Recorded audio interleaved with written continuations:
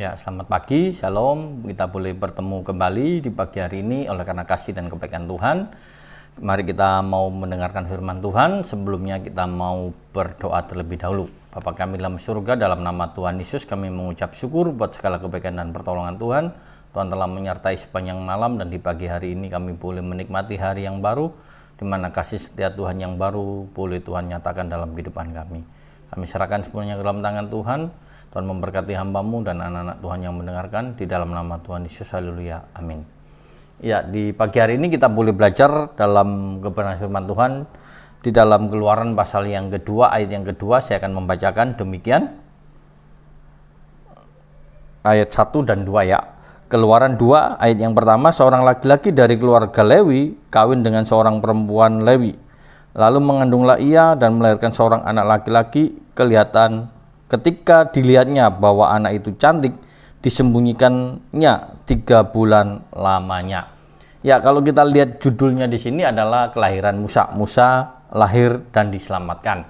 Tentunya kita boleh belajar dari kehidupan dari ibunya Musa yang bernama Yokebed, di mana dia mempercayakan anak-anaknya dalam perlindungan Allah. Kita tahu bahwa ibu Yokebed adalah seorang perempuan yang hidup pada masa yang tidak mengenakan, di mana dia menjadi seorang budak, hidup di dalam perbudakan, di mana bangsa Israel mengalami perbudakan. Dan ketika dia memiliki 2 anak sebelumnya yang masih kecil-kecil, dan dia juga saat itu sedang mengandung. Nah, ketika kita membaca di dalam ayat yang kedua ini adalah satu kehidupan yang dialami oleh ibu Yokebed, di mana dia mengandung sampai dia melahirkan. Nah, ketika dia melahirkan anak yang ketiga, kita tahu bahwa situasi dan kondisi saat itu di bangsa Mesir sangat tidak baik, di mana ada perintah dari Raja Fir'aun untuk menangkap dan membunuh anak-anak orang Ibrani, khususnya yang laki-laki. Di sini kita bisa melihat satu ketakutan, satu masalah yang dihadapi oleh ibu Yokebed, di mana dia mengalami satu keadaan yang tidak baik, keadaan yang sangat tidak menguntungkan, keadaan yang membuat dia sangat cemas dan takut. Bagaimana bisa melihat ketika anaknya lahir ditangkap dan dibunuh oleh tentara Mesir. Tentu saja ini adalah situasi kondisi yang tidak baik, yang membuat kehidupannya secara pribadi ibu Yokebed mengalami ketidaknyamanan, rasa khawatir, rasa gelisah, itu ada di dalam kehidupannya. Namun di sini kita bisa melihat apa yang dilihat oleh ibu Yokebed ini, di mana dia mengatakan bahwa disembunyikannya 3 bulan lamanya.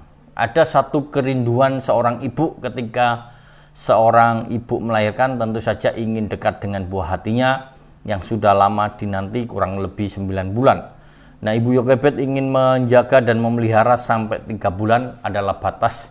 Dia mampu menjaga anak ini supaya tidak ketahuan. Setelah di atas 3 bulan, tentunya anak bayi nangisnya lebih kencang, lebih keras, dan tidak bisa disembunyikan lagi. Nah, di sini kita bisa melihat bahwa apa yang dialami oleh ibu Yokebed boleh menjadi satu untuk kita merenungkan sejenak, bahwa di saat situasi yang tidak menguntungkan, di sini kita bisa melihat bahwa ibu Yokebed mengambil satu keputusan bahwa dia harus menyembunyikan selama 3 bulan. Itu adalah satu bentuk dia ingin memelihara anaknya. Dia ingin untuk bisa menjaga anaknya sampai dekat, ingin memiliki kedekatan dengan anaknya adalah satu hal yang wajar.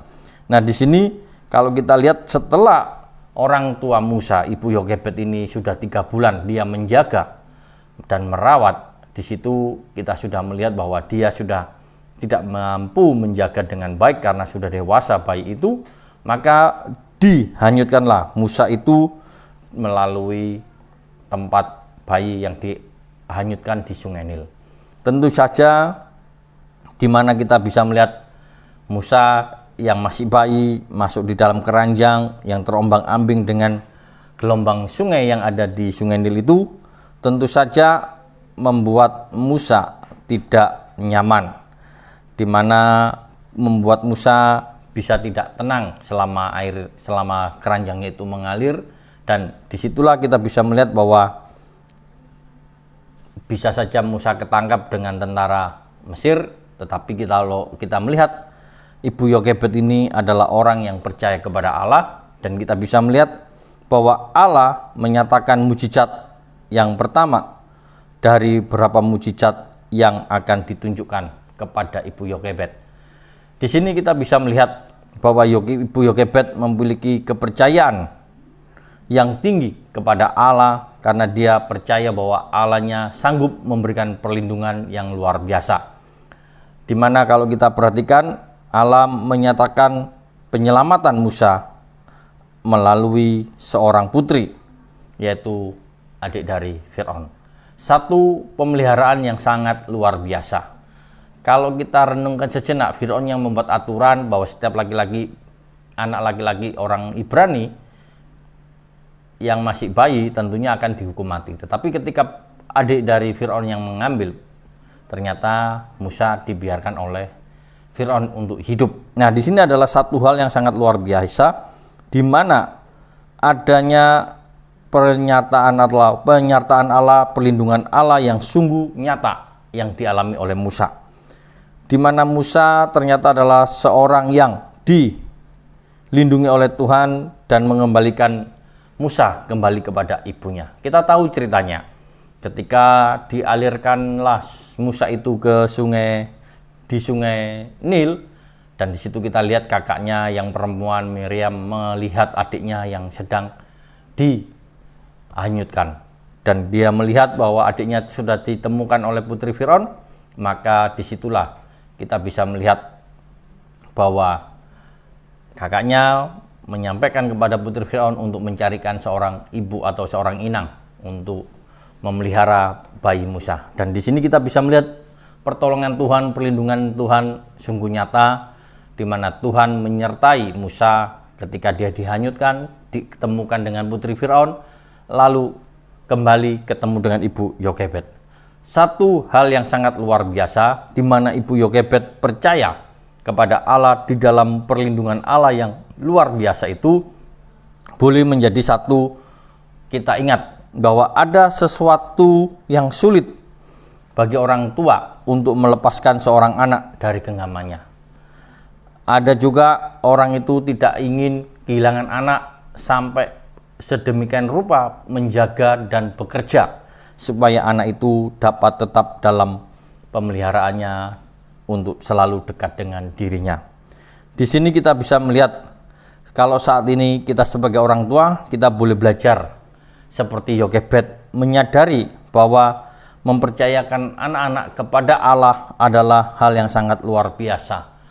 Mempercayakan anak-anak kita kepada perlindungan Allah adalah hal yang sangat luar biasa, di mana keamanan yang terbaik dapat kita miliki.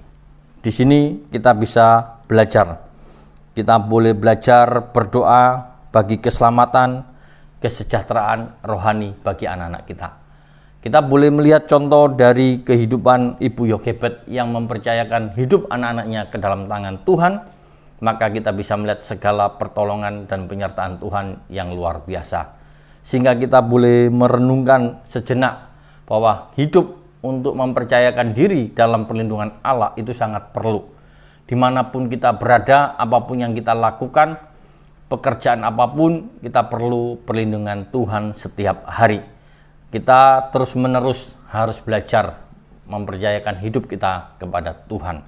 Karena kita tidak bisa hidup dengan kekuatan kita sendiri, kita tidak mampu dengan kehidupan yang harus kita jalani dengan akal budi kita. Karena semua yang kita miliki terbatas. Karena itu kita perlu mempercayakan diri kita kepada Allah adalah hal yang sangat tepat dan yang terbaik buat kita.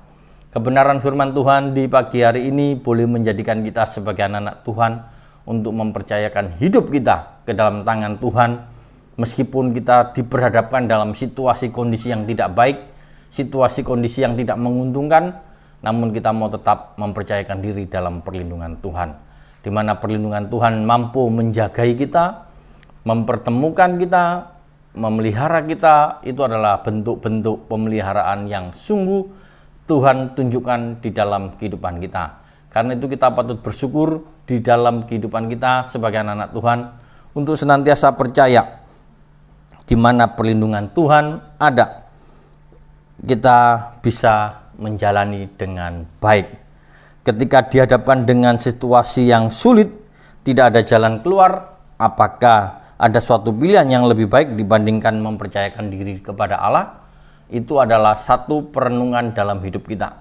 Tidak ada yang lepas dalam pantauan Allah. Karena itu kita patut mempercayai kehidupan kita di dalam hidup kita di dalam Tuhan Yesus Kristus yang menjaga kehidupan kita dengan sungguh-sungguh.